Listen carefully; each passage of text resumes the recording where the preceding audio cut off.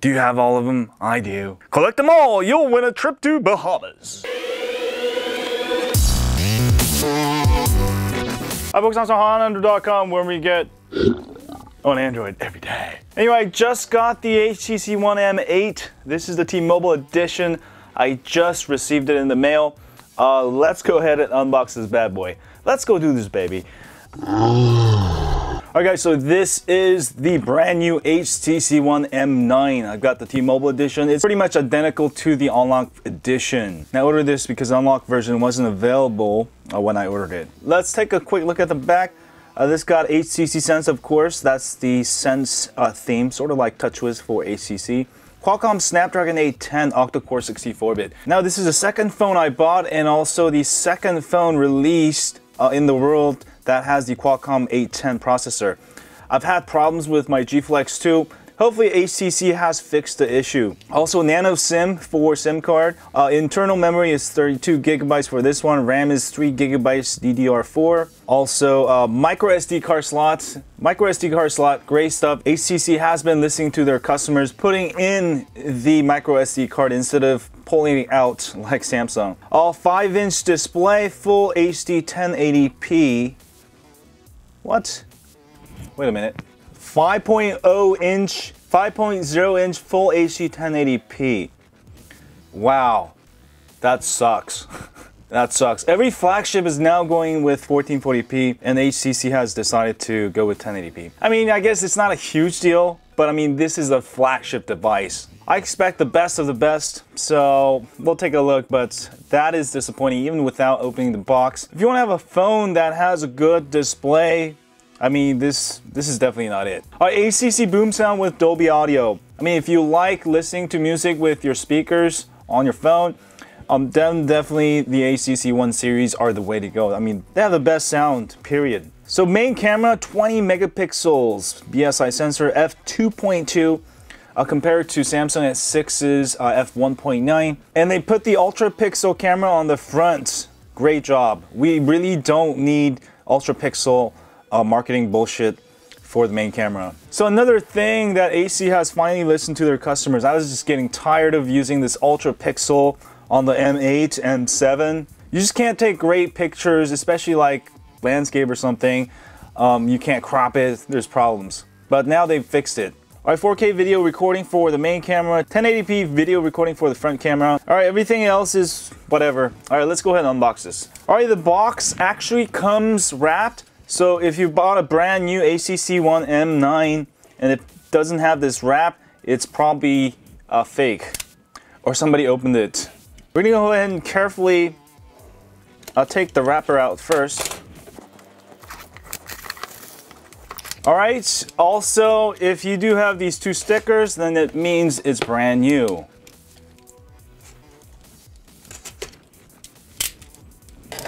And boom shakalaka. This is the HTC One M9 box, and we're gonna go ahead and unbox it. And here is the phone. It has not changed too much as far as outer appearance. Well, let me open it up. Alright, let me go ahead and undo these. Oh, actually, there's some new things here. So SIM card on the left and SD card at the top, volume up, volume down, power. So I think the buttons have changed a little bit. Let's go ahead and take this wrappers off. Whoa. Wow. Interesting phone. So I'm not sure which color I ordered. I actually forgot because I ordered it and HTC kept delaying and delaying. They finally shipped it to me after like 2 weeks of ordering. And let's take a close-up. This is a gold and silver edition, I guess. I didn't know they even had this. But I kind of like it. The gold and the silver kind of gives it a custom feel. And this is the back of it. This is way more shiny than their predecessor M7 and M8, I can tell. Here's the camera, the 20 megapixel. Wow. And also 2 flashes, I think. And it's got a microphone up here. On the bottom of the phone, you'll find 3.5mm head jack and your USB micro USB port. Alright, on the right you got the Nano Sim Tray, volume up, volume down, and the power button. And I actually like this decision. Before the button was up here, it was really hard to press when you're using it with one hand. Now you can just go ahead and press it right here. Oh yeah, let me go ahead and show you the rest of the box. for those of you box whores out there. All right, inside comes with a charger, and this looks like the same exact charger that usually ships with these phones. And it's only rated at 5 volts, 1.5 amps. Now the M9 does support fast charging. I'll go ahead and try it with my Samsung charger in a bit, but it's sort of disappointing HTC didn't include fast charger with the phone. Then the consumer has to spend additional like 10-20 bucks to get a fast charger. All right, there's no headphones, so another minus for HTC One. They should actually lower the price if they don't want to include all the accessories. No headphones, no fast charger. They should make it at least $60–70 cheaper than the Galaxy S6. I mean, that's common sense, right? All right, guys, let me go ahead and show you. Ooh, I forgot to show you the top. Is interesting. It looks like a giant IR blaster. I'm sure that's not what it is, but there should be IR blaster in there. Interesting design change. I don't know why they did this, but we'll find out here soon enough. All right, this is the Nano Sim Tray, and you're gonna have to go ahead and push it with some kind of pin tool. Now, if you lose one of these, you can go ahead and take a paper clip, take the outer cover off, and then it will also work too. That's what I do in emergencies. I travel and I forgot to bring my thing. Oh, this is the SD card slot, sorry. So this is the micro SD card slot. Great job, HTC. Keep that feature on there no matter what. All right, this is the micro SD card. It actually has a Nano SIM in it already, but I'm not gonna use that. I'm gonna go ahead and use the one I made. All right, in the tray, and we're ready to take off. Let's power on. This is gonna be my daily driver for the next week or so. And we're powering on this bad boy. And let's see how long it takes. 1, 2, 3, 17, 18. Oh, you know what? I'm gonna just stop counting. It's my Galaxy S6 and S6 Edge. When I first got it, it booted up within like 10 seconds, around 10 seconds, I think. But this is taking, maybe it's been already like 30 seconds. I mean, that's not hugely disappointing, but you know, I'm just saying it just took a long time. But it may be the first boot that took a long time. There we go, now it finally booted. It almost took a minute. So right away I noticed that the speed boot up times are a lot slower. Even though this is the very first boot up time, it's still slower than the S6 or the S6 Edge. I'm unboxing this from the view of somebody who has been using the S6 and S6 Edge for a week. So I don't know much about this phone, so I may be a little biased, but in my full review, I'll point out all the good things and bad things. But in this unboxing, I'm just telling you what I know. And while we're at it, I know some of you are gonna ask me, how do you afford all these phones, Max? Basically, I make money on YouTube and on my websites. That's my main job.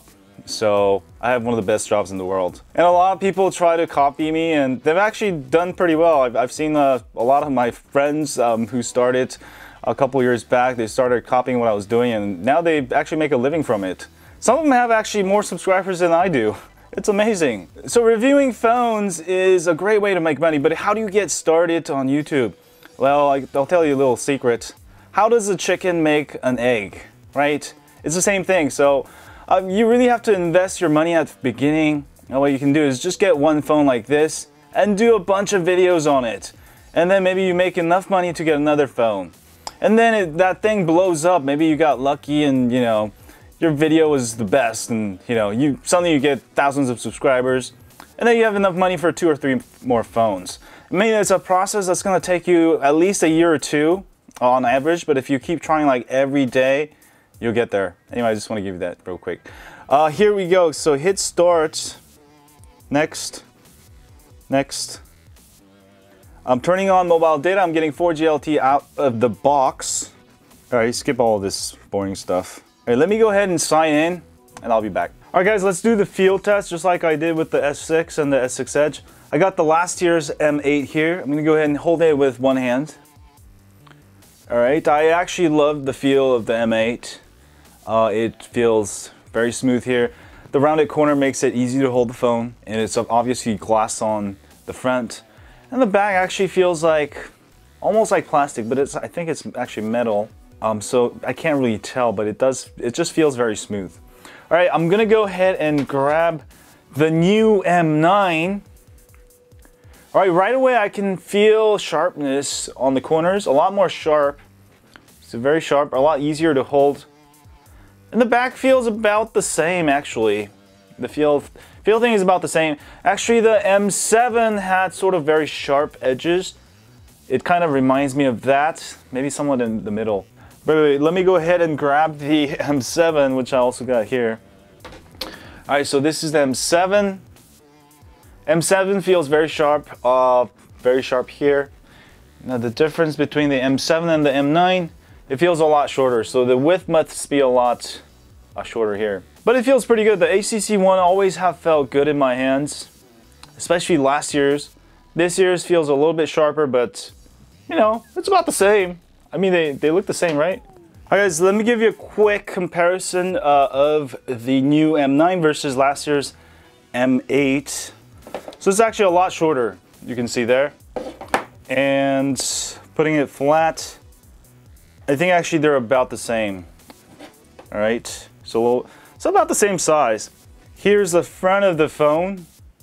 You can see pretty much nearly identical. This thing got a little bit bigger, and on the bottom it's nearly identical. So it hasn't really changed much. All right, let's go ahead and go into the software just briefly. I'll definitely do a full review on this. But if you go into settings here and go down to about, you'll find software information, Android 5.2. Now I have not seen any fake M9s yet, but there's probably some out there. And this one actually doesn't allow you to get into the lollipop game. Ah, give me my game, bitch. All right, ooh, my phone comes rooted. All right, cool. Actually, I use the Google Restore Apps feature, so it's just restoring all the apps that I've installed on my Galaxy S6. So it's actually not rooted, but it's very easily rootable. It is already rootable. Now, I hate this lookout thing. I actually don't recommend it. It's because sometimes it causes your phone to reboot. I've noticed all kinds of virus programs. There's actually no virus on Linux-based systems such as Android. There can be spyware. If you download like APK files from like BitTorrent or something, it may have spyware. So just download everything from trusted sources. Like all my sites don't have spyware. There's a myth going out there that there's virus on Android. There is no virus. It's based on Linux, okay? There can be spyware that you installed. You can't just have spyware from just having the phone. It always happens when you go to those porn sites and you download this APK file and you actually press it and install it or something, then you'll get a spyware. So just be aware. All right, the first thing I did when I got my Galaxy S6 and S6 Edge was I went to look out here, apps, and I just disabled it. It's useless. You don't need this. All right, first thing, disable. And it's really annoying. They always have this look out, we scan thing. And it didn't really do anything. It's just annoying. It takes up more room in your notifications. All right. Here is the quick settings here. I actually don't like it that much. I'd rather have just the icons. I don't actually need you to tell me airplane is airplane mode. Duh. You know, flashlight. Hey, I need to know what flashlight. But there may be a way to just get rid of those words maybe. All right, display and gestures. There's glove mode now, just like the Note 4 series or Note series. Media gesture, motion launch gestures. So this is sort of new. Pick up the phone in portrait orientation and double tap to wake. Double tap to put to sleep, okay? Double tap. Double tap. Oh, it's working now. Double tap. But I noticed that you can't do this when you're in an app, I think. Let's try that. So I have Chrome open. Double tap. No, it doesn't work. So there's a flaw there. I think with OnePlus One you can just do double tap anywhere, so they should fix that issue. It's probably just software. Swipe to unlock. When the screen's off, pick up your phone in portrait and swipe down. So they got some nice shortcuts there. So this is kind of cool. I can go straight from off to unlock. Boom shakalaka. I do like these gestures. All right, you can also launch. So there's a bunch of swipes. I'll go over all of this. I don't want to go all of it since I'll do it in my review. I'll have also review in a couple days. Before I used to take a long time, but I figured out that in 2-3 days you can pretty much find out everything about a phone. You don't have to take a whole week to do it. ACC boom sound has now music mode or theater mode. So that's gonna be great. I expect the sound to be very good on the HTC One M8, just like it's M7 and M8. Sorry, M9. They have extreme power saving mode now. That's interesting. Let's actually try that. That's probably just like black and white mode. Is that working? Yeah, it's pretty much carbon copy of ultra power saving from Galaxy. Good. We like more features. We want you to copy each other, you know? So the consumer has best of all things. Okay, there is some lag I noticed, but that could be because, see how that lags? But that could be from the Snapdragon 810. I should have a benchmark a little bit here later. And also I'm gonna go ahead and use it for a couple hours. All right, let's take a quick look at the camera. This is a 20 megapixel camera. So that means when you take a photo, you can get like absolute last little detail of it. 20 megapixels. I mean, most DSLR cameras are like 20 megapixels or 18 megapixels. This is higher. All right, let's take a look at some of the options here. Video mode, ISO, you can go ahead and change manually. Let's say I'll put it at 200.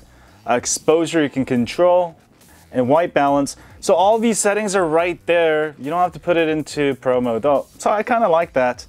When I shoot my DSLR, I do everything in manual. You know, with a phone, I do everything in auto, but there are times when you want to get it just right. You know, sometimes the auto white balance doesn't work. Like, for example, right now I have a bunch of fluorescent and the colors are a little bit off. Well, not fluorescent. But this can help. Actually, you know what? Auto balance works the best right now. What is this button here? Okay. So you can do selfie, camera, panorama, and you can go ahead and add a bunch of other stuff, which is kind of cool. This is like sort of HTC is now copying Samsung's camera modes, because Samsung is the first one who started adding these camera modes, starting with, I think, Galaxy S5, yeah. All right, let's check out video here. It's got slow motion, FHD. I'll definitely have a test video of this slow motion because the slow motion on my S6 kind of sucks. All right, hopefully it's better. And here is the video recording. All right, video quality, you can do up to 4K. I should have video demos also, so I'll be posting them on my High on Android channel. Well, I'm not going to go over too much of it here, since this is an unboxing. I think I'll end it there. But it is a very beautiful looking phone, as you can see here. I wish they did make the display a little bit bigger. Because a couple of months ago, I wasn't really using 1440p, but now I'm watching all my YouTube videos in 1440p. And all my videos you can watch with a phone with a 1440p screen, because I've uploaded in 4K now. A couple months back, I didn't really recommend 1440p. Now, I do recommend you get 1440p. Stay ahead, especially all the games are going to start coming out with 1440p. It's just going to give you that higher resolution experience. 4K TVs are still expensive, but 1440p smartphones, they're pretty affordable. It is really sad that HTC did not upgrade the screen. I mean, it's basically the same screen, but why are we paying more money? So in terms of the headphones, the earbuds, and the screen, it should be $100 cheaper than the S6 and the S6 Edge. I mean, I'll have a full review. I'm sure there's things to make up for it, hopefully, in my review. But for right now, what HTC is offering is basically more of the same shit from last year. The only thing really has changed is the back camera, 20 megapixels, I really like that. And also the processor, Snapdragon 810. All right, that's my unboxing and my first thoughts, just my honest thoughts on unboxing. And I just got this. So my review video may be a lot different, so watch out for that. I should have that in a couple of days. In the meanwhile, my initial thoughts, should you get the M9 or the S6? Oh yeah, S6 is definitely a better deal. And thanks guys for watching this video. That was my unboxing of the HTC One M9. I mean, the phone itself is very beautiful. It feels very good in your hands. I just don't like the fact that they didn't upgrade the screen really, but otherwise I like it. Anyway, I'll have a full review of this. Don't forget to subscribe if you want to watch my full review. As always, don't forget to hit that like, subscribe, follow me on Twitter, Facebook, or Google+. And as always, stay on Android.